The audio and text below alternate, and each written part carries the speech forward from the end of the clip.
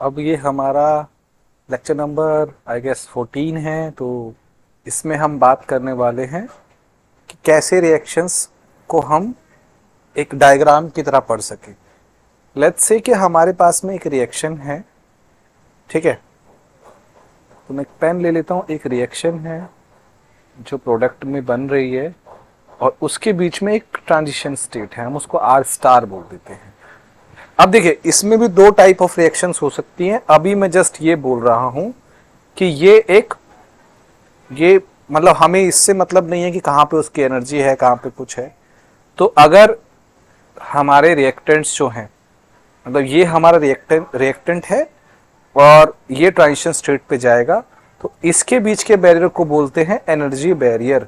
यही डिसाइड करता है कि हमारा रिएक्शंस कैसे होंगे।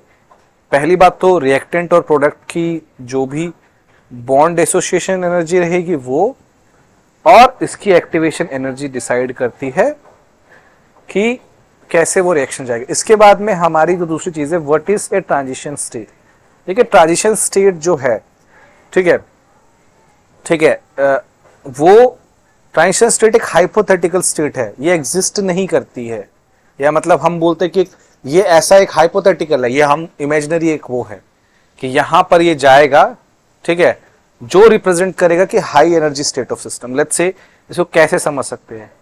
एक हमारे पास एक, हमने इसको, मैं इसको क्लोरीन बोल देता हूं, क्लोरीन मिटाकर इसको अच्छे से लिख देते हैं। तो ये क्लोरीन है, लेट्स से कि हमारे पास में क्लोरीन है। मैं इसको रिप्लेस कर दूं OH माइनस से, तो हमारी एक स्टेट बनेगी इसी बीच में, जिसमें, ओके, मैं इसको थोड़ा सा ऐसे दिखाना चाहता हूं, जहां पे हमारा एक Cl माइनस निकल रहा होगा और OH माइनस ऐड हो रहा होगा। अगर ये रिएक्शन अगर इसमें बनती है और ये प्रोडक्ट अगर बनता है तो कोई स्टेट होगी इसमें ऐसी, ठीक है, जिसमें यहाँ पे OH रहेगा। तो ये जो स्टेट है इसको बोलते हैं ट्रांजिशन स्टेट। ये हम हर बार, मतलब ट्रांजिशन स्टेट का मतलब ही हाइपोथेटिकल है, वो एक्चुअली एग्जिस्ट नहीं करती हैं, ठीक है। लेकिन आजकल हमारे पास में बहुत सारी सिमुलेशन टेक्निक्स हैं, सिमुलेशन या कंप्यूटर सिमुलेशंस बोल सकते हैं, जिससे हम ये चीजें पता लगा सकते हैं, ठीक है।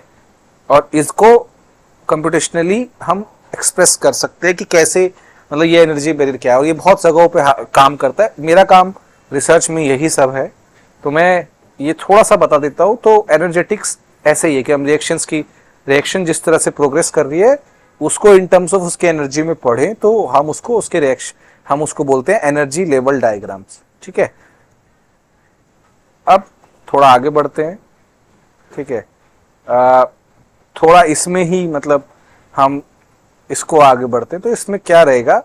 तो हमारी दो तरह की रिएक्शंस हो सकती हैं, एक पॉजिटिव, एक एक्सोथर्मिक रिएक्शंस और एक एंडोथर्मिक रिएक्शंस। अब एक्सोथर्मिक रिएक्शंस क्या है, ठीक है, अगर हमारा प्रोडक्ट जो है उसको तोड़ना आसान है, उसको तोड़ना मुश्किल है, उसको तोड़ना मुश्किल है, ठीक है, तो ये एक, मतलब बाय डिफॉल्ट वो एक लोअर एनर्जी पे रहेगा।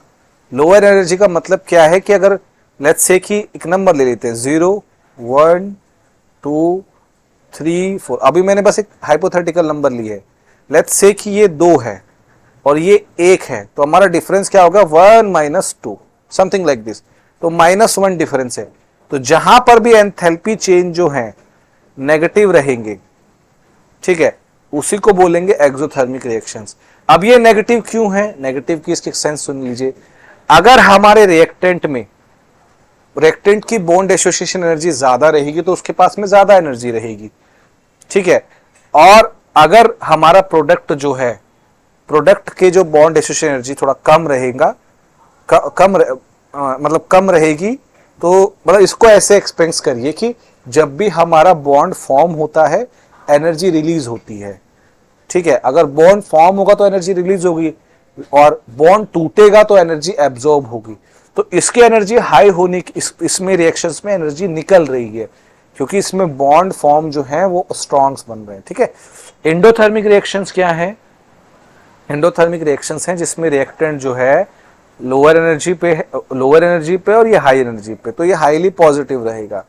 ठीक है, तो एंडोथर्मिक समझ में आ गया, एक्सोथर्मिक समझ में आ गया। इसके बाद में लेट्स से कि हमारे पास में दो केसेस हैं, कोई हमसे पूछे कौन सी रिएक्शन फास्ट है, वैसे तो मैंने लिख ही दिया है। देखिए, हम रिएक्टेंट से अगर ट्रांजिशन स्टेट में जिसका एनर्जी बैरियर ज्यादा रहेगा वो रिएक्शन स्लो रहेगी, तो ये स्लो है। ठीक है, जब हम रिएक्शंस पढ़ेंगे तो हमें समझ में आया कि ये E1, लेट्स से इसको E1 बोल देते हैं, इसको बोल देते हैं E2। तो अगर E2 ज्यादा है E1 से तो हमारा, क्योंकि E2 ज्यादा है तो ये हमारा इसको बोलेंगे कि ये स्लो रिएक्शन है, ये फास्ट रिएक्शन है। एनर्जी बैरियर्स का इस्तेमाल इस समय हम डीएफटी जब डेंसिटी फंक्शनल थ्योरी की बात करते हैं, जो अभी एक हाई लेवल ऑफ कॉन्सेप्ट है, तो इन सब चीजों को हम कैलकुलेट करने के लिए इस्तेमाल करते हैं। दूसरी चीज ये कि हमारे पास में दो तरह के रिएक्शंस, लेट्स से कि अब हमारे पास में एक रिएक्शन जो है एक सिंगल स्टेप रिएक्शंस नहीं है, जो पिछली हमने जो भी रिएक्शंस बात करी है वो सिंगल स्टेप है।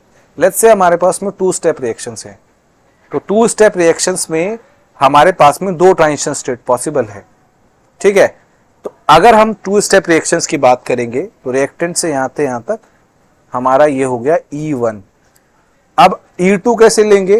E2 यहां से ही लेंगे रिएक्टेंट के हिसाब से E2, क्योंकि हमारा इस वाले में जो E1 है लोअर है E2 से, तो इसका पहला स्टेप क्या रहेगा? फास्ट रहेगा, बहुत फास्ट।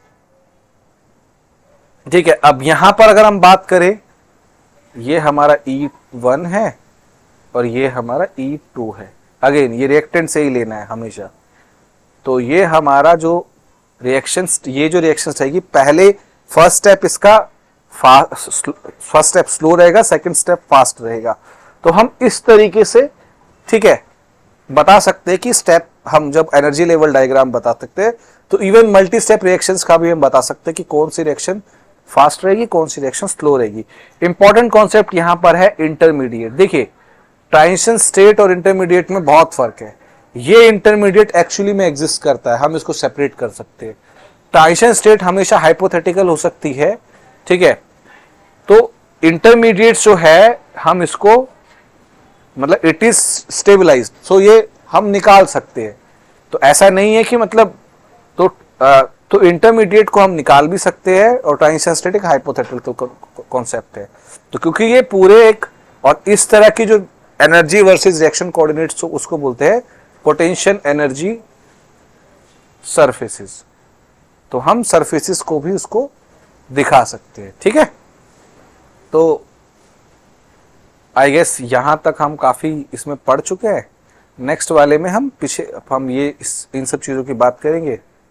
तो एंथैल्पी वाला कॉन्सेप्ट तो हमारे पास में, हम जब सिंगल स्टेप दिखाते हैं तो रिएक्शन ट्रांजिशन स्टेट के थ्रू जाती है, अगर टू स्टेप रिएक्शंस हैं तो इंटरमीडिएट पॉसिबल होते हैं। तो हम ये चीज समझ पाए, एनर्जी लेवल डायग्राम समझ पाए। अब जैसे ही ये मेरा एक सॉल्वेंट वाला टॉपिक खत्म होगा तो मैं एक वीडियो बनाऊंगा जिसपे हम सारे के सारे क्वेश्चंस आंसर्स इसमें सॉल्व करेंगे। तो thank you for watching my videos.